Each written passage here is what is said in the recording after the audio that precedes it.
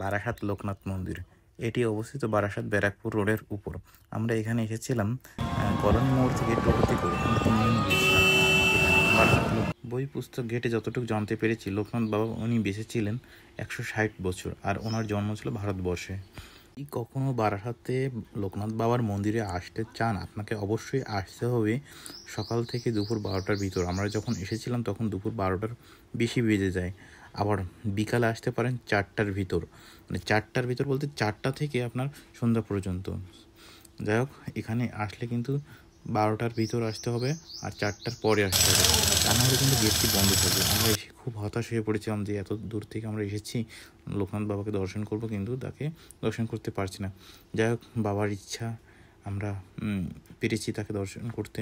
এখানে তার যে বাণী আছে, রণে বনে জনে জঙ্গলে যখনই বিপদে পড়িবে আমাদের স্মরণ করিবে, আমি রক্ষা করিব, সেটাই মনে করতে করতে লোকনাথ বাবা আমাদের একটা উপায় করে দিয়েছে।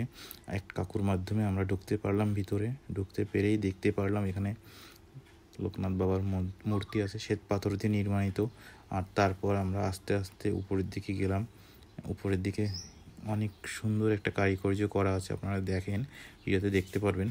এখানে শ্বেত পাথর দিয়ে নির্মাণিত সিঁড়ি আছে, যেটা দিয়ে আমরা আস্তে আস্তে উপরের দিকে উঠলাম। আর এখানে পাথরের সিঁড়ির পরে এখানে গেট আছে, মেইন গেট, যেটা কিন্তু আজকে খুলবে না, ৪টার পরে খুলবে। আমরা অনেক রিকোয়েস্ট করেছি, বাট আমাদের খুলতে দেয়নি। তবে যতটুকু দেখতে পেরেছি তাতেই আমার কৃতার্থ, আমাদের এতেই মন শান্ত হয়েছে।